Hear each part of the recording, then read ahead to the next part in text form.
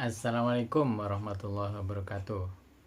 Ada salah satu sahabat pengguna program IPOS 5 yang menanyakan mengenai istilah PPN masukan, PPN keluaran, dan juga hutang pajak yang ada di dalam laporan neraca program IPOS 5.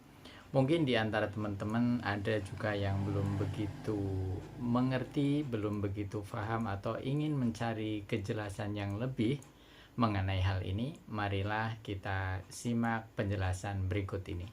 Teman-teman yang menginputkan PPN saat transaksi pembelian ataupun di transaksi penjualan, mungkin Anda akan menemukan di neraca Anda istilah PPN masukan dan juga istilah PPN keluaran dan juga mungkin hutang pajak.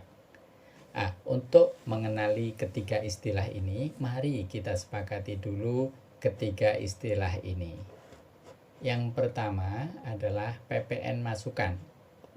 PPN masukan kita sepakati saja sebagai PPN yang kita bayarkan saat membeli barang ke supplier, atau dengan kata lain pajak saat barang masuk. Lalu yang berikutnya adalah PPN keluaran. Ini kita sepakati sebagai PPN yang kita pungut dari pembeli saat menjual barang, atau dengan kata lain pajak saat barang keluar. Dan yang berikutnya adalah hutang pajak. Ini adalah PPN yang belum kita setorkan ke kantor pajak. Pertama, kita akan telusuri dulu sebenarnya dari mana asal-usul PPN masukan, kemudian PPN keluaran, dan juga hutang pajak. Baik, jadi PPN masukan itu asal mulanya adalah dari transaksi pembelian.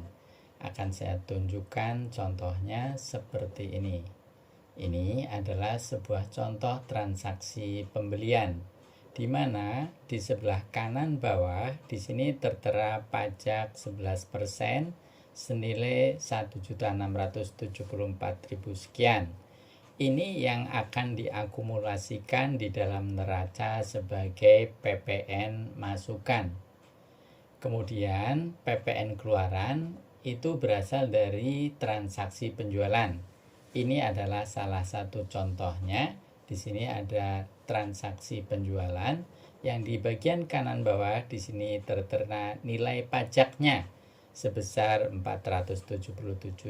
Inilah yang akan terakumulasi di bagian atau di akun PPN keluaran. Kalau kita lihat di bagian ini, kode perkiraannya adalah PPN keluaran. Nah, dari informasi PPN masukan dan PPN keluaran yang ada di laporan neraca itu akan memudahkan kita untuk menghitung berapa seharusnya PPN yang harus kita setorkan ke negara. Nah, rumusnya adalah seperti ini. Jumlah pajak yang wajib disetor adalah pajak keluaran atau PPN keluaran dikurangi pajak masukan, ya, atau PPN masukan. Contoh, jika PPN masukan adalah 2 juta rupiah dan PPN keluaran adalah 3 juta rupiah, maka PPN yang wajib disetor adalah 1 juta rupiah. Nah, jika yang wajib disetor ini belum disetor, maka dia akan menjadi hutang pajak. Sehingga setiap akhir bulan bagian akunting harusnya membuat jurnal seperti ini. PPN masukan dinilai diisi di bagian kredit, ya, dalam contoh ini 2 juta rupiah, kemudian PPN keluarannya 3 juta rupiah di debit, kemudian hutang pajak senilai 1 juta rupiah di bagian kredit. Nah, sampai di sini mungkin teman-teman sudah tahu asal-usul hutang pajak itu dari mana, ya. Nah, jadi ketahuan di sini hutang pajak itu adalah dari hasil penjurnalan selisih antara PPN masukan dan PPN keluaran. di mana jumlah yang harus kita bayarkan itu belum disetor sehingga dia menjadi hutang pajak. Nah, apa yang harus kita lakukan ketika kewajiban bayar pajak kita itu benar-benar sudah kita setorkan? Nah, maka pada saat itu bagian akunting harus menjurnal lagi seperti contoh berikut ini.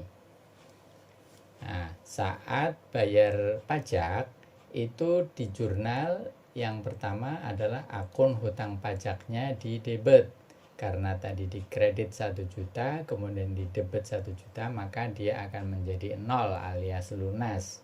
Kemudian di sini contohnya akun bank BCA. Ini tergantung dibayarnya dari akun bank atau dari kas.